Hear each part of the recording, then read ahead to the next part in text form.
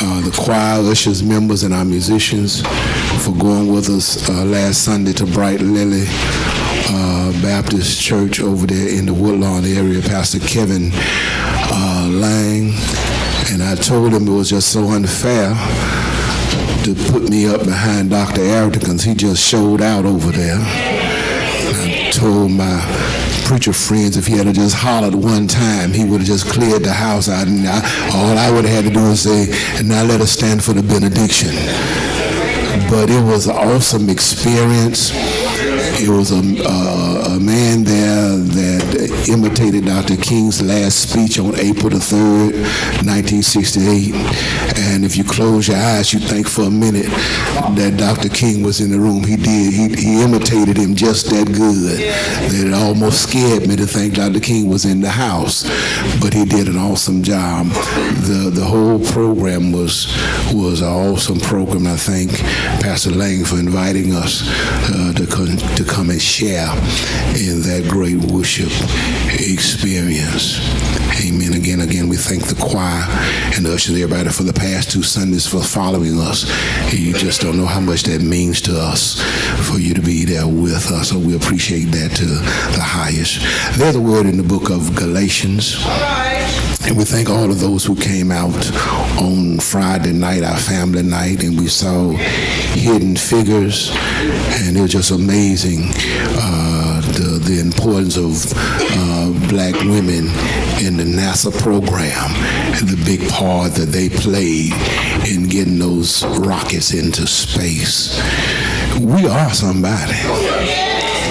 Don't ever let nobody fool you that God, I tell folk all the time, God didn't run out of brains when he got to us. God has blessed us. And I tell young folk all the time, education, I know, is one thing people cannot take from you. They can't take what you learn. Now, you can keep yourself from learning, but they can't take it from you.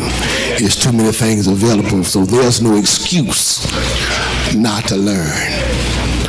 Galatians 5:22-23 read, but the fruit of is love, joy, peace, long-suffering, gentleness, goodness, faith, meekness, temperance, which is self-control.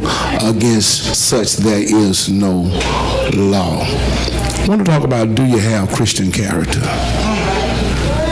It's a personal question. It's a rhetorical question. I don't want you to answer that out loud. Do you have Christian character? Character is a quality or a track that distinguishes an individual group, behavior typical of a person or group, who you are when no one is watching. I say that all the time. Character is who you are. My mama know how she raised me, so way away from San Antonio, Texas, my character is who I am when Annie and Melvin ain't watching me. That's character. Christian is a believer in Christ, having the qualities taught by Jesus as love and kindness. Each fruit is one more way of living your life or dealing with others.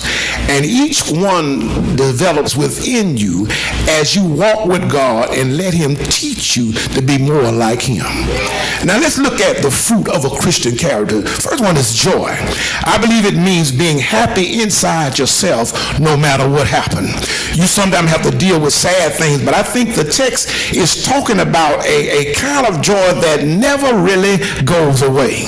Even if it sometimes seems to get covered up, because in your heart you always know that God loves you, that God will take care of you, that God will be with you. You can be sad when sad things happen, but joy is knowing God is still always there. Nehemiah said, neither be grieved or sorrow, for the joy of the Lord is my strength. Bible says, weeping endure for the night, but joy cometh in the morning. In Luke 8:15, Jesus told a story about, most of us have heard before, about a farmer who went out to sow his seed. And some fell along the path and the birds ate it. And some fell on the rock, but when it tried to grow, it had no water, so it died. And some fell among the weeds, which grew even faster and choked it out. But some fell on good ground and grew up into a huge crop. Jesus taught several lessons from this story. First, the seed was actually the word of God itself. However, in verse 13, he talks about those who receive the word with joy. They have no root, which for a while believe, and in time of temptation, they fall away. In other words, even if you own joy, will wither away if it's not planted and rooted in love.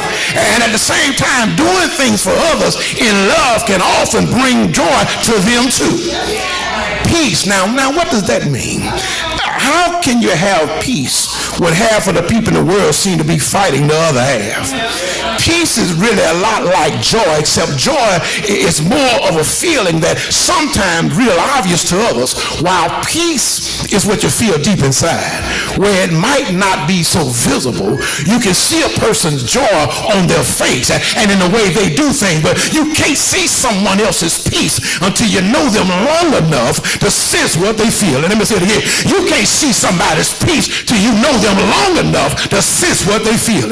It's kind of like the difference between a dog and a cat. The dog is eager and so full of energy. You can see the joy written all over his face whenever you come home. He just explodes and he never seems to slow down. But the cat, that's why I don't like cats. The cat is completely different, calm and cool and as a summer breeze, no matter what. So there's a different, in any question that she's at peace. Maybe the perfect way to think of the difference between joy and peace, just compare dogs and cats. So in John 14:27, Jesus made it very clear that what he meant for his disciples to have peace in their hearts.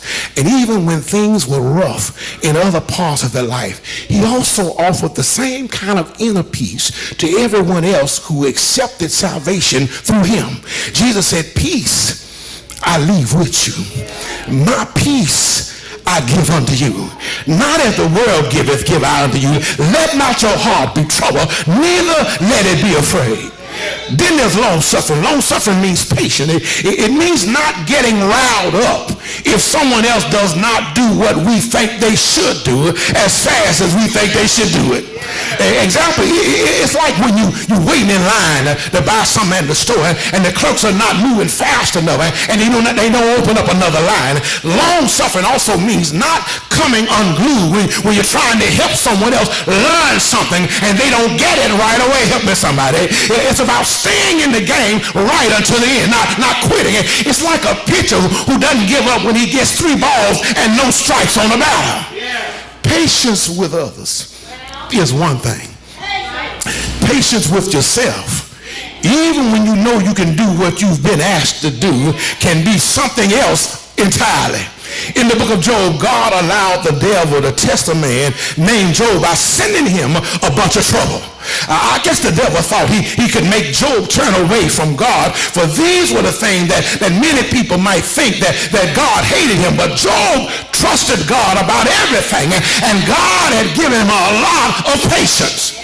So much so that he was able to stand up under the worst the devil could to throw at him. God took great care of Job. Example, for in Job 42:10, it said that God turned the captivity of Job after he prayed for his friends. By turn, I believe this means that God stopped letting him be tested and turned things around after Job prayed for the people who were giving him bad advice and were telling him to turn away from God. The same folk who didn't give him good advice, God said, "I'm going to turn it around when you pray for your friends." So the Lord blessed the latter end of Job more than the beginning. Most of all, we will never need as much patience as Job had. But it's good to read his story to remember to trust God even when things don't look so good. I say you got to trust God even when things don't look so good. So the question is, do you have Christian character? Then there's kindness. I pray we show it enough to others to know it's real. Kindness is another of those things that you can't fake. Oh, I know I'm right about it. I said kindness is one of those things that you can't fake. You either treat other people without being mean or nasty, or you don't. Like when you tell your aunt her hat looks good, even if the rest of her clothes are weird.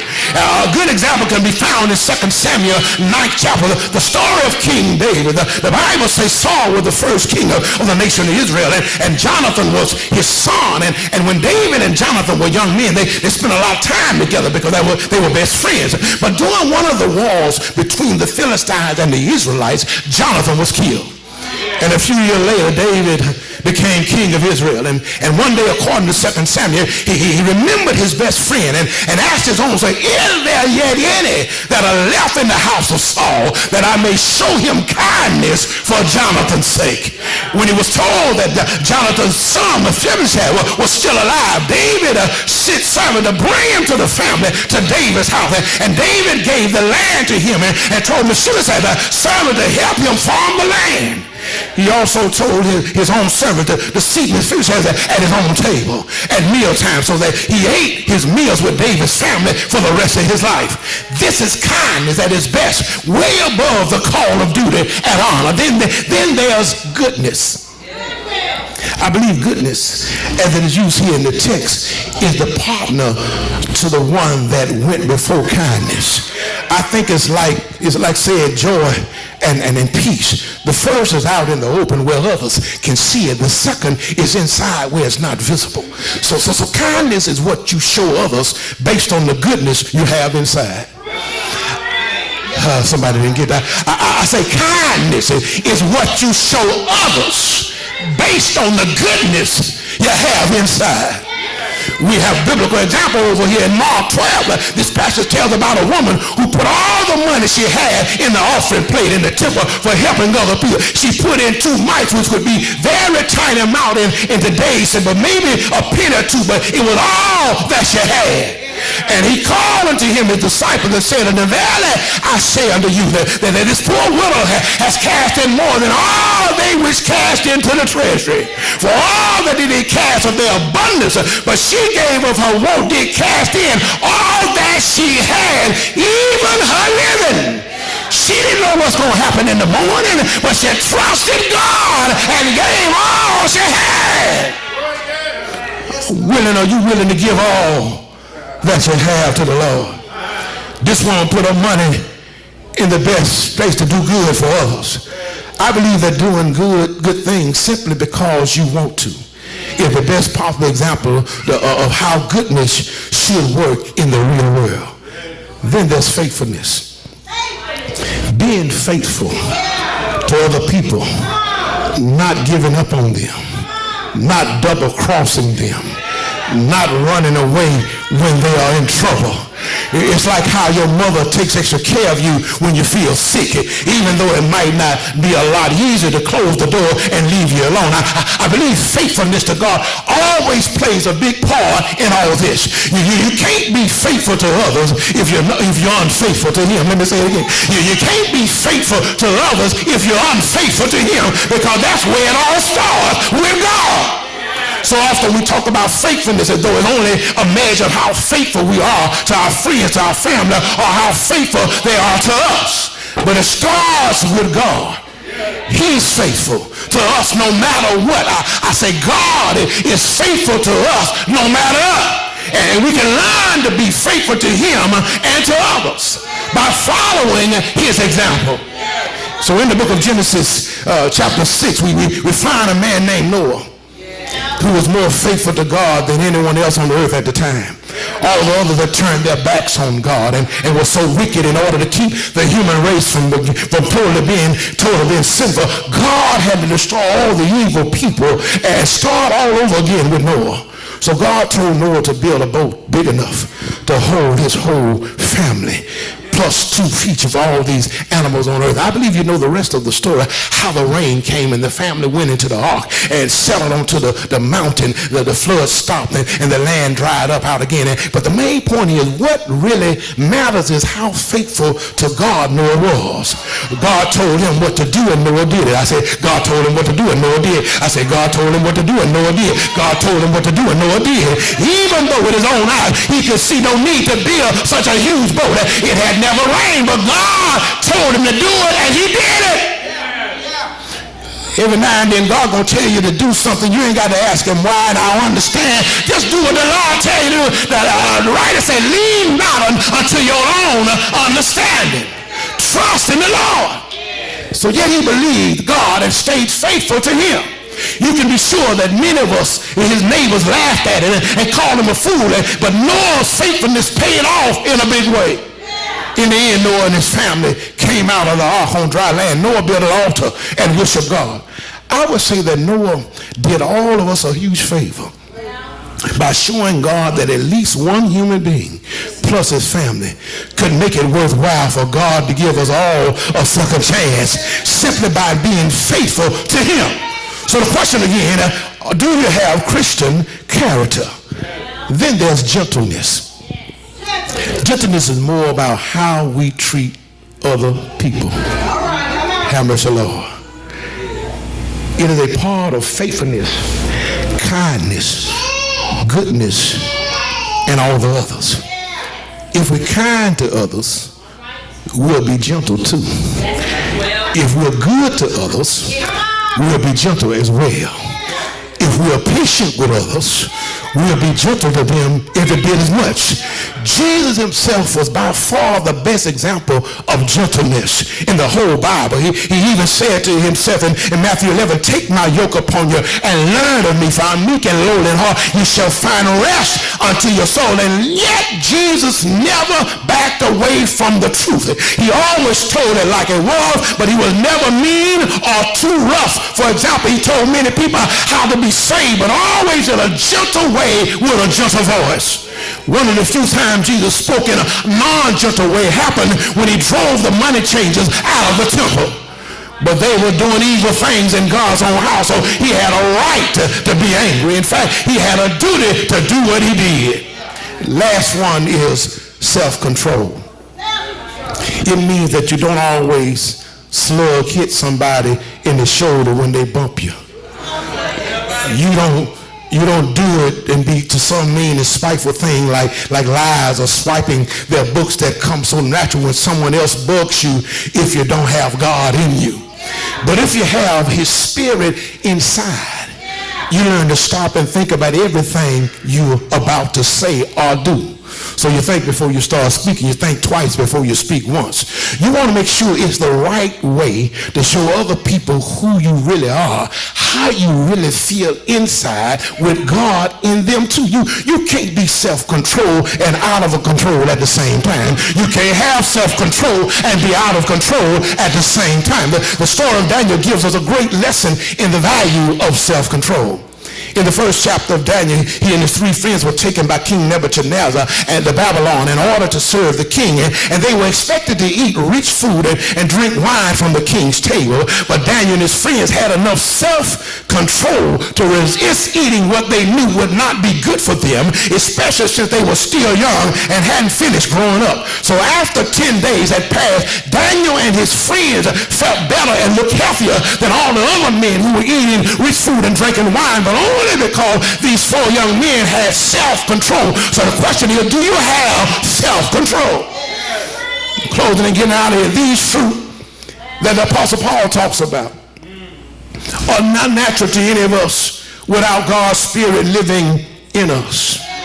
And at the same time, they don't all explode out of us like pieces of dynamite that are set off instantly when we ask God to come in. They grow and develop from one another, which means that you start with one that leads to the next one, that leads to the next one, until you're like a tree in the orchard that starts with one bud, then after a little buzz blossom, then a whole huge offering of fruit, and they're perfectly developed and ripe and ready to be enjoyed. So the fruit of the Spirit develop in a logical early budding out of love, blossom through all the other. By the time you've been at it for a while, things like faithfulness, gentleness, self-control can seem automatic. Not quite. Very few good things are automatic in us unless we work on them. It all starts with love. None of this works without love. That's why God so loved the world that he gave his only begotten son. That's why Jesus came down for the 2 generations. That's why he healed the sick and the raised the dead, opened blinded eyes. That's why he died one Friday. But that ain't how the story ends. Right early Sunday morning, he got up with all power in his hand. That's why you ought to have Christian character. When it comes to the church, folk ought not have to beg you to do anything. When it comes to the church, they may have a hard time getting you to do something on the job, but I'm talking when it comes to the church, and you got a gift, and you got a talent, and you want somebody to beg you to use a gift that God gave you for the edifying of the church. If you don't use it, see, God will just take that gift from you and he'll give it to somebody else. Everybody has at least one gift. God didn't ever make anybody who couldn't do nothing. Everybody that God made can do something. Well, Pastor, I don't know what he want me to do. Well, he said in Jeremiah, I know the plans.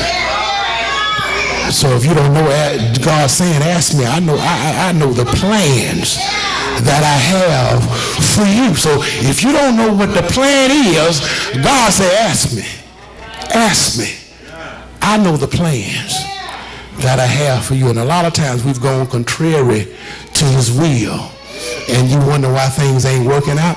Because until you get lined back up with the will of God and go according to his plan, stuff ain't gonna work out. I'm sorry, it just ain't gonna work out in your life. You can't do it your way. And God is so patient that he'll wait on you. He'll let you mess up. He'll let you bump your head. He'll let you cry out. He say, you ready now? You ready now? Because I still, when I hear and share with Brother Moss, and he shares his testimony, how far he ran, and I kept telling him when he accepted his call, and I told him I was just waiting on him. It was all over, but I was waiting on him, and God, I guess God said, you ready now? Okay, you ready to preach now? He said, okay, Lord, I'm ready now. See, the thing is about God, and we're through. We're stuck in time, but God is in eternity. Which means God can wait you out. Oh yeah, God can wait you out. After he give you an assignment and you still ain't did it yet, God said, okay, I can wait you out. And you wonder why stuff called falling apart. God said, well, when you turn it around and do what I told you to do, all things in your life gonna turn around too. So the thing is, I love about God, what he's trying to share with us, you can pay me now, or you can pay me later.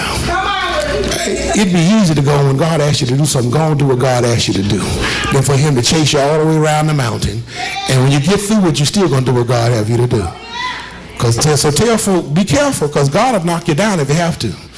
God got all kind of ways. If you think you hard of hearing, God got all kind of ways to get your attention until you turn it around and do what God has for you to do.